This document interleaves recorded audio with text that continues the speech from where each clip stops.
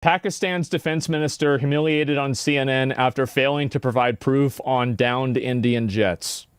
Okay, here we go. Pakistan's Defence Minister Khawaja Mohammad Asif was humiliated in the global media after he failed to provide evidence of his claim that Pakistan shot down 5 Indian jets and a drone in retaliation to India's strike on Pakistan, Kashmir. You've just brought up the fact that India lost some fighter jets, so let's be quite clear about this. Pakistan claims it shot down 5 Indian Air Force jets and a drone, as I understand it. India says there's no evidence of that, no proof. So can you provide more detail? Hold on. Can you provide more detail? And is this the response that your army spokesman threatened, or is there further action to come? Let's start with this very specific allegation of 5 fighter jets shot down. So they're saying that they shut down 5 Indian fighter jets, and this is the thing that apparently was total bullshit. Evidence for that, sir? It's all over the social media, on Indian social media, not on our social media. The debris of these jets fell into Indian occupied Kashmir. So they found it on. So it was on. I mean, if you're the defense minister, I don't understand this. Like, wouldn't you know better than social media? Like, it's all over Indian media today. You're the defense and they have minister. admitted their media has... The reason to talk to you today, sir, it's not to talk about content all over social media. I'm sorry. It's not to talk about content all over social media. I'm asking you very specifically. Oh, God. Online commentators blasted the misstep with this person. They're relying on social media as a source of information about what their own military is doing? What the fuck is going on?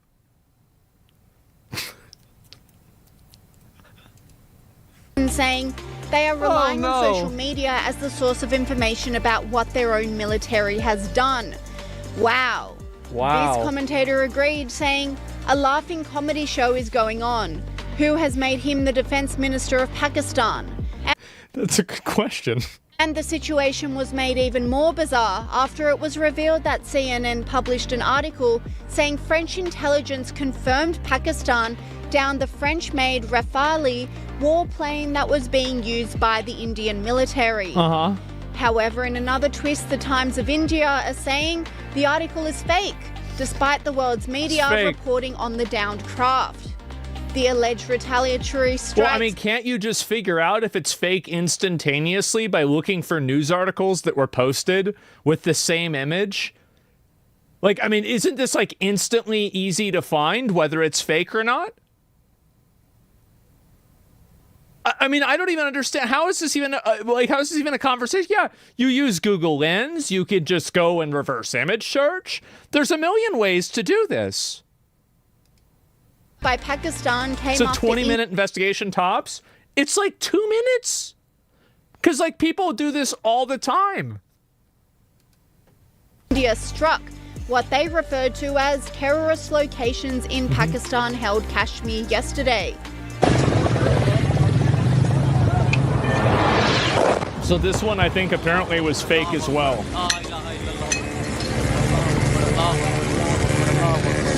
And the intensification of this conflict is making the world very nervous because both nations have nuclear weapons, says podcaster Patrick Bet-David. Why don't you tell me the Islamic Kalima? They don't have it. Boom, kill them. Now, why does this matter? Because when you think about the top countries in the world with the most nuclear arsenal, you know where Pakistan and India are? Neck and neck. 1/6 place, which is India with 172.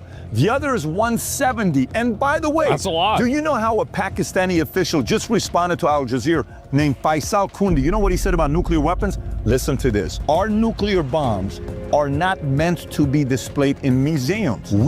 Oh, jeez. Oh, jeez. We will use them if attacked by India. All is fair in love and in war. He said this on April 30th. Today's the attack by India this could escalate like this. And the reason why this has happened, a lot of people are talking about going back to, hey, when you think about, is this like a World War III possibility? Because we can't have those two guys go at it. Or is this more like Cold War, what happened where Russia was communism and they were behind all the Korean War, Vietnam War, all the, even some of the war that was happening with if the Pakistani army has no association with terrorism, why are they risking war with India over the elimination of a bunch of terrorists? If the Pakistani army has no association with terrorism, then why are Pakistani army generals at funerals for terrorists? I mean, this is an interesting question. But it's not really a question. Everybody knows the answer to this question. It's obvious. Iran-Contra, they're behind of it? Or is this more like, in this situation, China's behind everything because they're instigating Pakistan?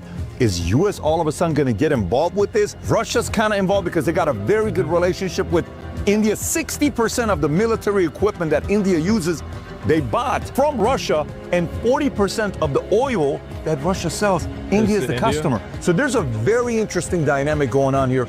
CNN reporter Nick Robertson agrees, explaining Pakistan's government are not letting this go. Yeah, we've heard a lot from government officials today, defense minister, the military officials speaking, and the prime minister. And the prime minister been on TV quite a lot, having a meeting with his National Security Committee, speaking to Parliament. But he gave an address to the nation a couple of hours ago. It was pretty kind of emotive stuff. And it was very clear.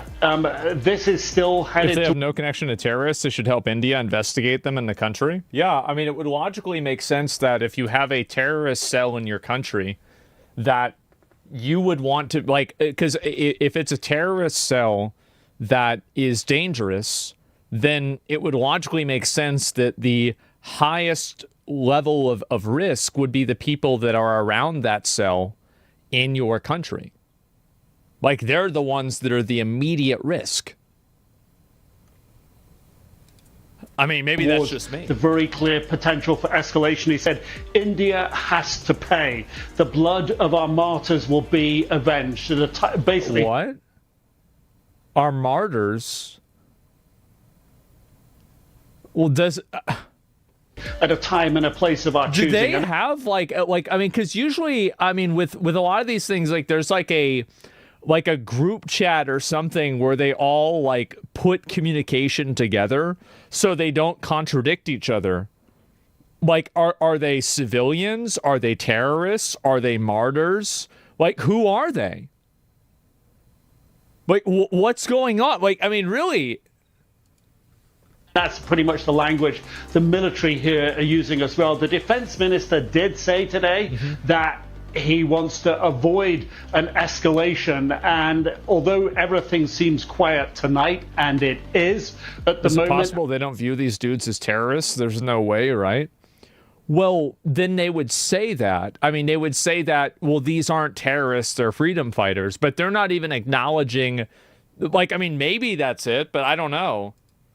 I think the country is on tenterhooks. There's been increased shelling across the line of control, that de facto border between the Indian and Pakistani bits of Kashmir. India says that 12 civilians have been killed on their side, dozens of others injured. And after the sort of dust settled in the overnight attack, which was just over 24 hours ago now, Pakistani officials say that 31 people were killed, and among them women and children, and dozens of others injured. So everyone now has a clear picture of what happened, and Pakistan's laid out its position, and it does seem to be a question of their move next.